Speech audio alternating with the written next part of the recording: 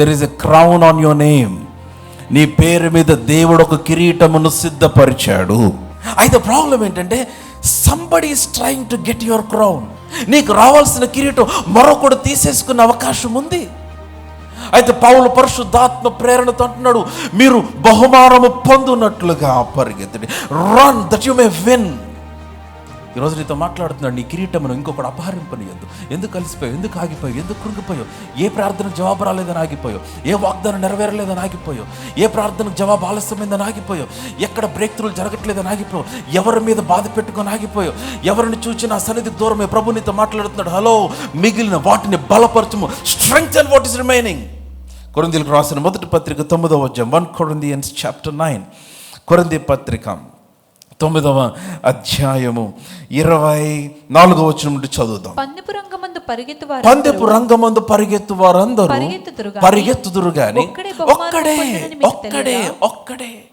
పరిగెత్తే వాళ్ళు చాలా మంది ఉన్నారు, కానీ the bible says only one will win the race. ఒక్కడే బహుమానము పొందునని మీకు తెలియదా? అటువలే మీరు బహుమానము పొందినట్లుగా పరిగెత్తుడి. You need to underline this four. ఆధ్యాత్మిక జీవితం ఒక పరుగు పందెపు రంగము. It is a race. Spiritual life is a race. Many are running. పరిగెత్తేవారు చాలా మంది ఉన్నారు, కానీ ఒకడికే బహుమానం.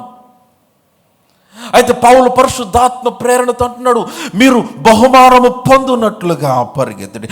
Run that you may win. ఏంటి గెలిస్తే వచ్చే బహుమానం ఏంటంటే నీకు ఒక కిరీటం ఆయన ఇవ్వబోతూ ఉన్నాడు. హల్లెలూయా. Now my question is how to win. Now second next verse 25వ వచనం చూద్దాం. మరియు పందెమందు పోరాడు ప్రతివాడు అన్ని విషయముల యందు మితముగా ఉండును. చూసారా? Now how can I win? పందెమందు పరిగెత్తేవాడు మితముగా ఉంటాడు.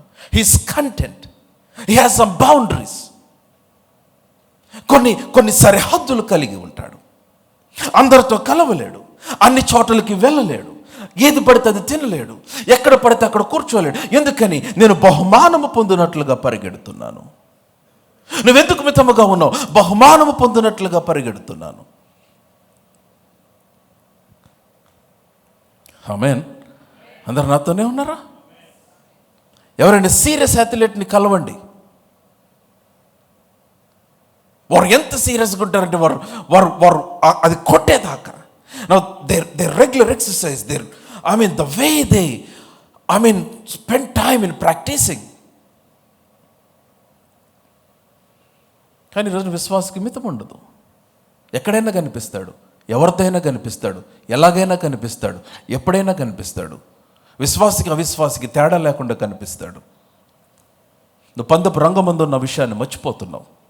నేను చెప్పే మాటలు మీకు నచ్చకపోవచ్చు, కానీ ఈ పట్టుకుంటే రేపొద్దున ఆయన ముందు సిగ్గుపడనక్కర్లేని వ్యక్తులుగా నిలవబడగలుగుతారు. ఆమేన్. అదేమనంటే ఈరోజున పిల్లలందరూ కల్చర్. What is culture? ఎందుకు ఇలాగనంటే కల్చర్. ఈరోజున కల్చర్ పాస్టర్ గారు, మనం కనుక అలా లేకపోతే అవుట్డేటెడ్ అనుకుంటున్నారండి. మనం అలా కనపడకపోతే వారు నన్ను చిన్నగా చూస్తుందంటే కల్చర్. ఈరోజు hello, I understand culture, but what about values? విలువల సంగతి ఏంటి? What about morals? నైతిక స్థితి సంగతి ఏంటి?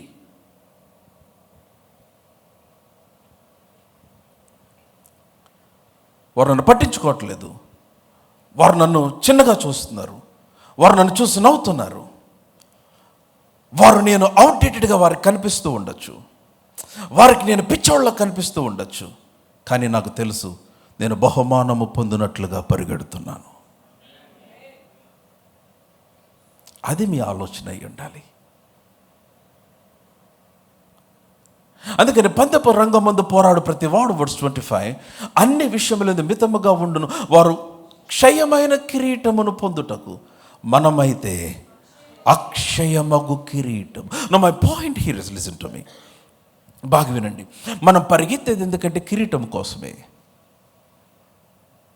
ఆమేన్. మీ పేరు మీద ఒక కిరీటం ఉంది. ఈ పరిగెడతా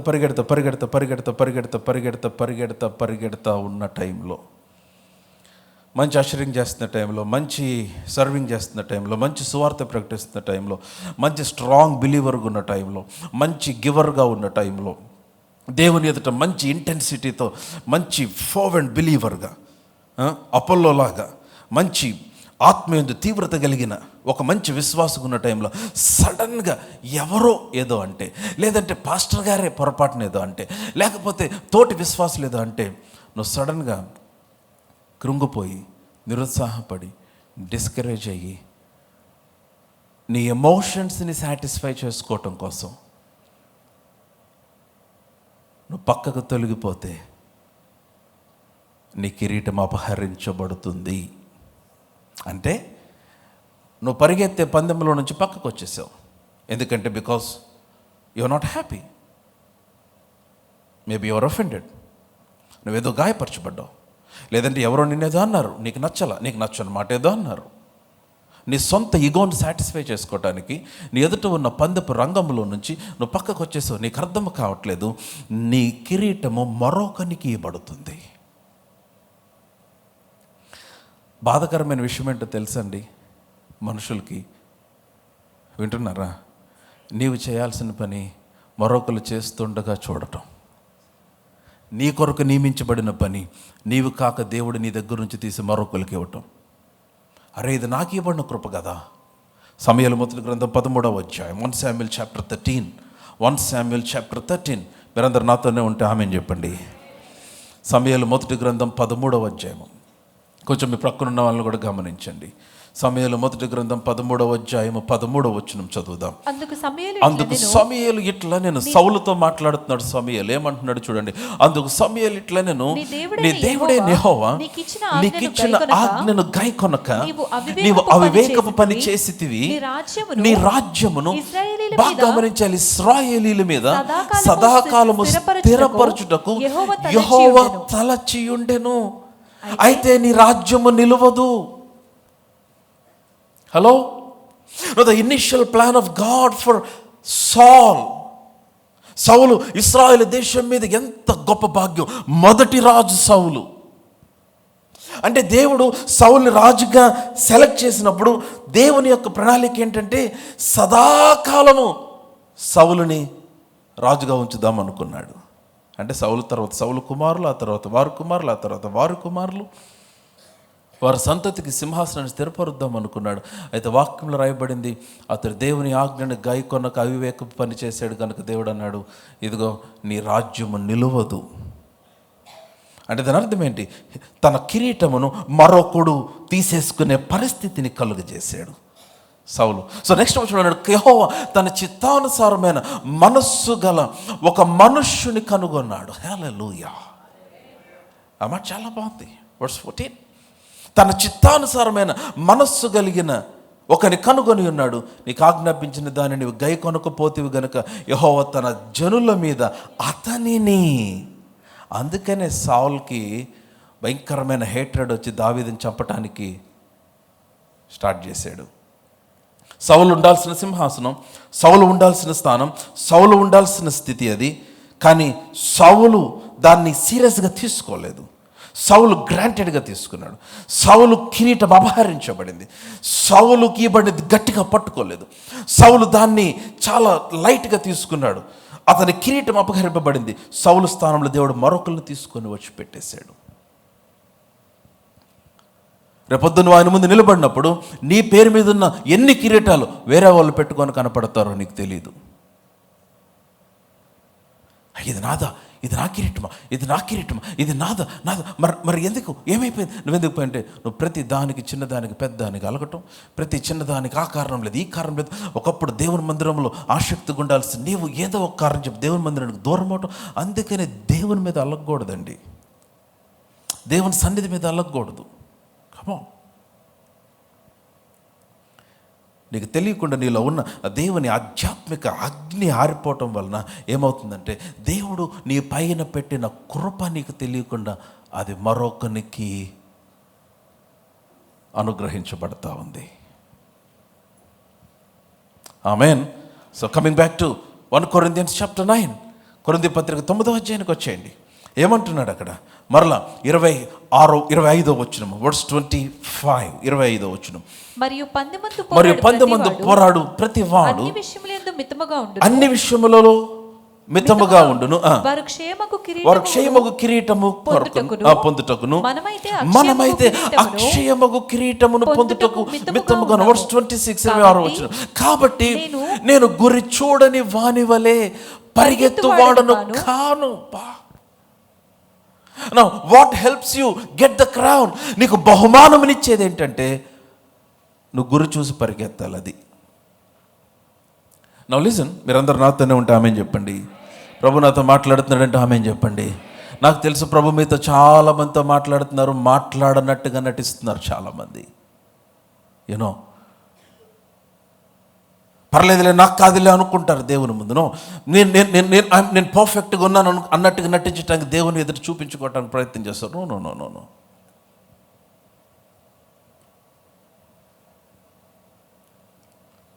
గురి యొద్దకే పరిగెడుతున్నాను. పౌలు అంటున్నాడు, I'm just running towards the goal. I have a goal. నాకు ఒక గురి. ఏంటి ఆ గురి? క్రీస్తును సంతోషపరచుటే నా గురి. అమ్మ నేను చెప్తున్నాను, దేవుడు నీకు ఒక ఉద్యోగం ఇచ్చి, నీకు ఒక జీవితాన్ని ఇచ్చి, నీకు కుటుంబాన్ని ఇచ్చి, నీకు పోషణ ఇచ్చి, నీకు అన్ని నడిపిస్తున్నాడు. But listen to me, don't just work for your life. మీ భోజనము కొరకే ప్రయాసపడద్దు, మీ జీతము కొరకు ప్రయాసపడద్దు. Don't just work for your boss. అరణ్యములు ఏ ఉద్యోగం లేకుండా 40 సంవత్సరములు సమృద్ధితో పోషించాడు ఆయన. అలానే ఉద్యోగం మానేసి సోమరులుగా ఉండమన్న ఉద్దేశం కాదు. But what I'm trying to say, నువ్వు ఎక్కడ పని చేసినా, ఏది పని చేసినా, నువ్వు ఏ కంపెనీలో పని చేసినా, నీవు దాని చేత నిండిపోయి నీవు ఏదో ప్రయాసపడి నువ్వేదో నీ జీవనాన్ని గడుపుకోవటానికి, ఎవరినో మెప్పించడానికి, ఎవరినో ఒప్పించడానికి నువ్వు ప్రయాసపడుతున్నావు. హలో, నువ్వు ఎంత ప్రయాసపడి జీవించినా నీ జీవితం ఈ భూమి మీద లిమిటెడ్. అది పరిమితి. నిత్యత్వము సదాకాలం ఆయనతో గడిపే ఒక జీవితం ఉంది. దాని కొరకు నువ్వు ప్రయాసపడాలి. నేను మార్నింగ్ షేర్ చేస్తా ఉన్నాను. ఒక బ్రదర్ నన్ను కలిసినారు, పాస్టర్ గారు నాకు జాబ్ కావాలి, ప్రార్థన చేయండి. ప్రార్థన చేశాం. దేవుడు ఒక మంచి ఉద్యోగం ఇచ్చాడు. ఉద్యోగం వచ్చిన తర్వాత, పాస్టర్ గారు దేవుడు నాకు చాలా మంచి ఉద్యోగం ఇచ్చాడు, నాకు ఈ ఉద్యోగంలో ఫలానా పొజిషన్ కావాలి, ప్రార్థన చేయండి. ప్రార్థన చేశాం. ఆ పొజిషన్ వచ్చింది. వచ్చాను, పాస్టర్ గారు దేవుడు ఆ పొజిషన్ ఇచ్చాడు, థ్యాంక్ యూ సో మచ్ అండి, మంచి జీతం వస్తుందండి, చాలా వందనాలు. అయిపోయింది. ఒక 3 నెలల తర్వాత వచ్చి, పాస్టర్ గారు నాకు ప్రమోషన్ కావాలి, ప్రార్థన చేయండి.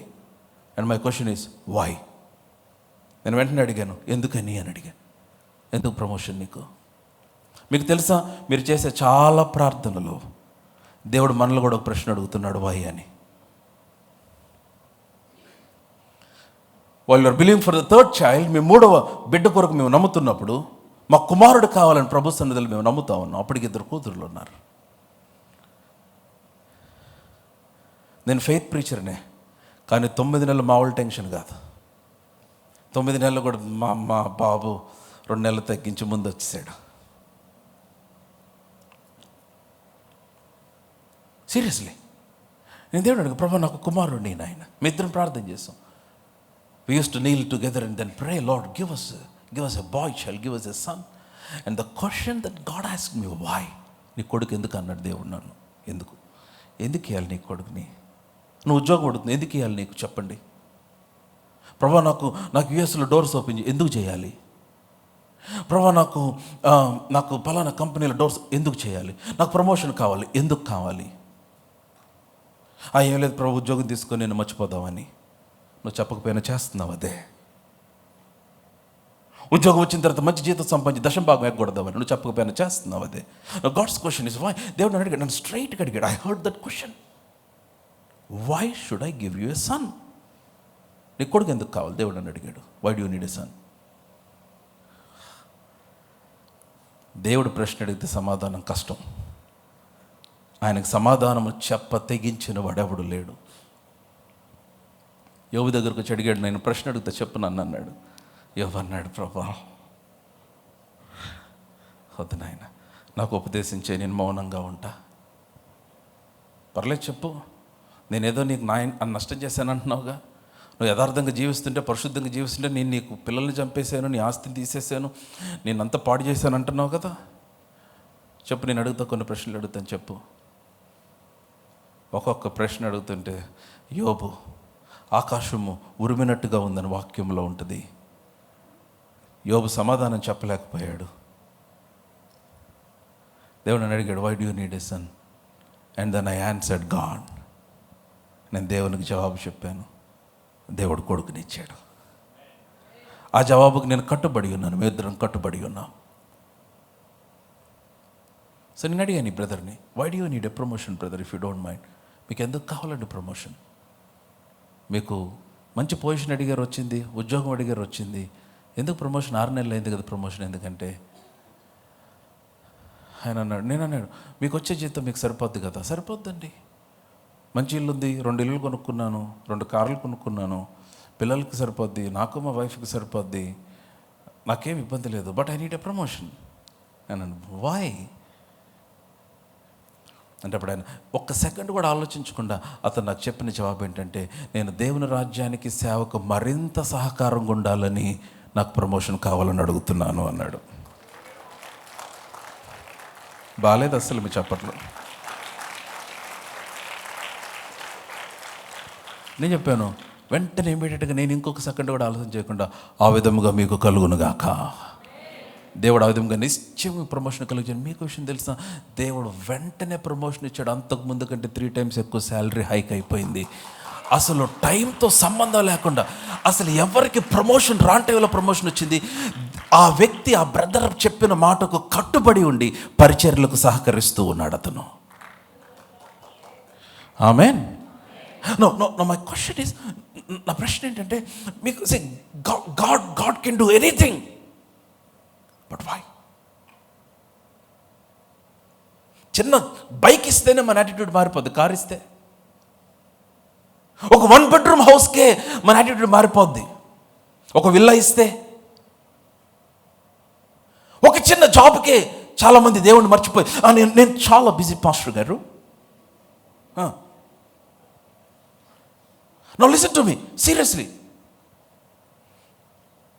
దేవుని మందిరానికి, దేవుని పనికి రాలేనంత బిజీగా మీరుంటే,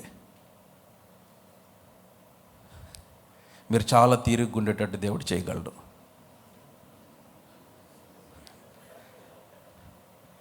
అలసిపోకుండా. ఆమేన్. అందరు నాతోనే ఉన్నారా? పాస్టర్ గారు మీరే నా నెహమిటెడ్ అయినా ఫెయిత్ సెంటర్ అయినా అనుకుంటున్నారా? 100% దేవుడు మీతో మాట్లాడుతున్నాడని నాకు తెలుసు, ఎందుకంటే నాతో మాట్లాడాడు. నేను ప్రార్థన చేసుకునే వాక్యం చెప్తా, సిద్ధపడే వాక్యం చెప్తా, వచ్చి ఇక్కడ నిలబడి ఏది వస్తుంది మాట్లాడను. And I know this is the message for you today. హల్లెలూయా. నేనేమంటానంటే, మీ కుటుంబం కొరకు ప్రయాసపడండి, భోజనం కొరకు ప్రయాసపడండి, ధనము కొరకు ప్రయాసపడండి. జీవితం అంతా దాని కొరకే ఖర్చు పెట్టద్దు.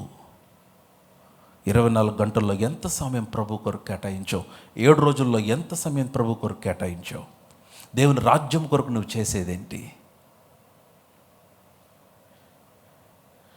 నేను గురి వద్దకే పరిగెడుతున్నాను. I have 1 goal. ఏంటది? నేను క్రీస్తును, ఫిలిప్పీ పత్రిక వచ్చేసరికి అంటాడు, నేను క్రీస్తును సంపాదించుకునవలనని.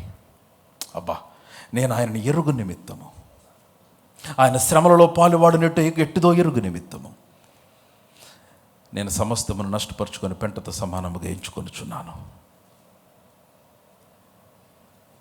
హల్లెలూయా. మీరందరూ వింటున్నారా? నాతోనే ఉన్నారా? సో ఈ స్పిరిచువల్ రేస్ వినాలి. నా వర్తమానం అయిపోయింది, ఇంకొక వచనం చూపించి ముగించేసేస్తాను. నేచురల్గా ఒక పందెపు రంగం, ఇంతకుముందు చెప్పుంటాను, ఒక పందెపు రంగంలో మీరు ఎప్పుడు గెలుస్తారంటే, ఫస్ట్ ఎవరు చివరి వరకు పరిగెడతారో వాళ్ళు విన్ అవుతారు. అంతే కదా? ఫస్ట్ ఎవరు గోల్ రీచ్ అయితే వాళ్ళు విన్ అవుతారు. ఆత్మీయ జీవితంలో అది కాదు. ఫస్ట్ పరిగెత్తినోడికి కాదు కిరీటం, చివరి దాకా పరిగెత్తిన వారికి కిరీటము. నా మధ్యలో ఆగిపోయావేమో, ఈరోజు దేవుడు అందుకే నీతో మాట్లాడుతున్నాడు. నీలో అగ్ని తగ్గిపోయింది, మధ్యలో ఆగిపోయావు. కృప కలిగిన దేవుడు పిలుస్తున్నాడు మరలా, ఇదిగో నేను త్వరగా వచ్చుచున్నాను, నువ్వు కలిగిన దాన్ని గట్టిగా పట్టుకో అని మాట్లాడుతున్నాడు. ఈరోజు నీతో మాట్లాడుతున్నాడు, నీ కిరీటమును ఇంకొకటి అపహరింపనియద్దు. ఎందుకు కలిసిపోయావు, ఎందుకు ఆగిపోయావు, ఎందుకు కృంగిపోయావు, ఏ ప్రార్థనకు జవాబు రాలేదని ఆగిపోయావు, ఏ వాగ్దానం నెరవేరలేదని ఆగిపోయావు, ఏ ప్రార్థనకు జవాబు ఆలస్యమైందని ఆగిపోయావు, ఎక్కడ బ్రేక్ త్రూలు జరగట్లేదని ఆగిపోయావు, ఎవరి మీద బాధ పెట్టుకొని ఆగిపోయావు, ఎవరిని చూచి నా సన్నిధికి దూరమే. ప్రభు నీతో మాట్లాడుతున్నాడు, హలో, మిగిలిన వాటిని బలపరచుము. Strength and what is remaining. Wake up, wake up, wake up. నువ్వు చివరి వరకు పరిగెడితే బహుమానం నీకు. ఎలాగైనా పరిగెత్తే, పడుతూ లేస్తూ పరిగెత్తే. బలహీనతల్లో పడిపోయినప్పుడు మరలా లేచి పరిగెత్తే. ఒక 4 అడుగులు ముందు పరిగెత్తిన వాడికి కాదు, చివరి దాకా పరిగెత్తిన వాడికి. అనారోగ్యం కింద మరలా లేచి పరిగెత్తు. తన్నులు తింటున్నావా, లేచి పరిగెత్తు. ఇంత గొప్ప సాక్షి సమూహం మేఘం వల్ల మనల్ని ఆవరించి ఉన్నందున సులువుగా చిక్కులు పెట్టి పాపమును విడిచిపెట్టి, ప్రతి భారమును విడిచిపెట్టి ఏం చేయాలి? మన ఎదుట ఉంచబడిన ఆ బహుమానము కొరకు విశ్వాసమును ఒక కర్తయు దాన్ని కొనసాగించువాడిన యేసు వైపు చూచుచు ఓపికతో పరిగెత్తాలి.